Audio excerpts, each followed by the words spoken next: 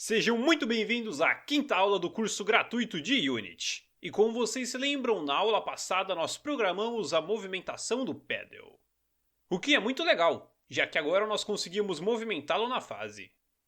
Porém, nós conseguimos movimentá-lo até demais, já que o Paddle consegue entrar e sair numa boa da tela, o que pode acabar tirando um pouco da graça do jogo. Mas podem ficar tranquilos que nós resolveremos isso agora mesmo. E faremos isso limitando o seu movimento no eixo X, que é o eixo horizontal. Só que, para limitarmos o movimento de um Game Object, precisamos saber qual será esse limite. Então, iremos até o script Paddle e criaremos mais duas variáveis que servirão para armazenar esses limites. A primeira será public, para que possamos alterar o seu valor na Unity, e do tipo float, para que possamos dar como valor um número com casas decimais. E para o seu nome colocaremos x mínimo, para indicar que a posição mínima do Paddle na tela será essa.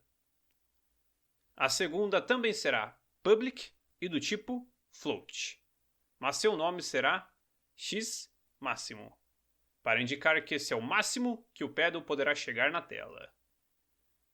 E é claro que não podemos nos esquecer de colocar um ponto e vírgula no final dessas duas variáveis. Feito isso, salvaremos o script apertando Ctrl S. Voltaremos para Unity e apertaremos Ctrl R. E lá, com o Game Object do Paddle selecionado, veremos que as variáveis com os limites já estão lá. E como é que descobrimos o valor mínimo e máximo para o seu movimento? Você pode estar se perguntando, e eu lhe respondo. Para o x mínimo, moveremos o Paddle para a esquerda da tela, até o limite dela. Em seu componente Transform, veremos que a sua posição x é de menos 7,79. Ou seja, esse poderia ser o valor da variável x mínimo. Mas como vimos anteriormente, é sempre muito bom arredondarmos os valores. Então, no x mínimo, ao invés de colocarmos menos 7,79, colocaremos menos 7,5. E para o x máximo faremos o mesmo. Moveremos ele o máximo para a direita, até o limite da tela. Em seu componente Transform, veremos que a sua posição x é de 7,75. Então, para deixar tudo mais preciso, na variável x máximo, colocaremos o valor de 7,5. E vale lembrar que os seus valores não precisam ser exatamente esses. Talvez você queira que o seu Paddle se mova mais ou menos pela tela, modificando assim a dificuldade do jogo. Feito isso, clicaremos agora no play e ver o que acontece. Ué, mas o Paddle continua saindo da tela. Você pode estar pensando. E isso acontece porque, por mais que tenhamos dito quais são os limites de sua posição, não dissemos em nenhum lugar para a Unity usar esses limites. Mas podem ficar tranquilos que faremos isso agora mesmo. E para isso, usaremos o comando mathf.clamp, que serve para limitar algum valor. E no nosso caso, queremos que ele limite a posição do Paddle entre o x mínimo e o x máximo.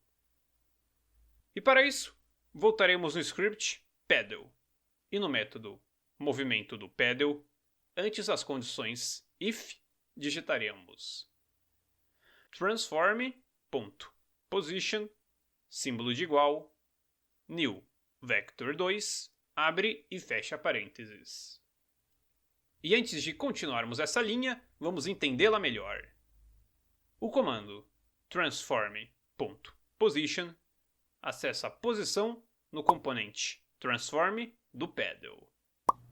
Já o comando new vector 2 passa um novo valor para sua posição no eixo x e no eixo y.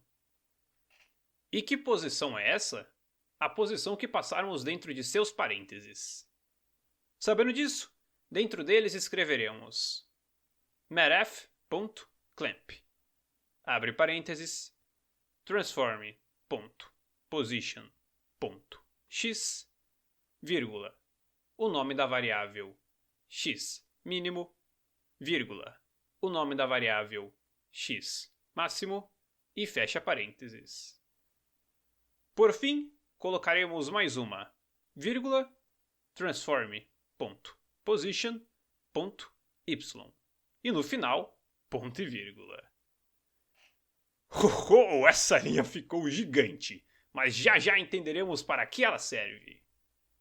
A primeira parte do mathf.clamp diz para a Unity limitar a posição x, ou seja, a posição horizontal do pedal, entre as posições x mínimo e x máximo.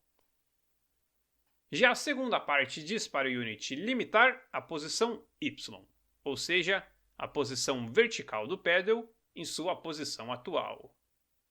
O que é perfeito nesse caso, já que nele nós não movimentamos o pedal nem para cima e nem para baixo. Feito isso, salvaremos o script e voltaremos para a Unity. E ao clicarmos no play, veremos que tudo está funcionando perfeitamente. O pedal continua se movimentando normalmente e por mais que tentemos sair da tela, ele continua dentro dela. O que é muito legal.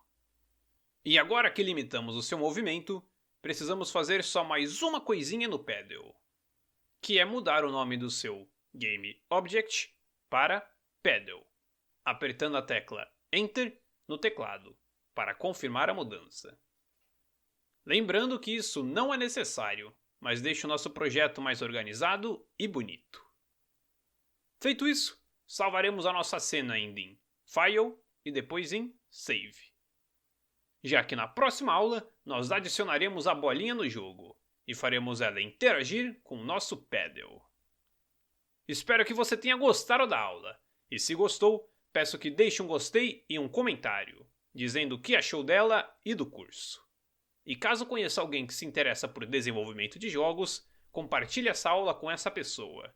Tenho certeza que ela gostará. E para não perder as próximas aulas, basta se inscrever no canal e ativar o sininho. Até a próxima aula!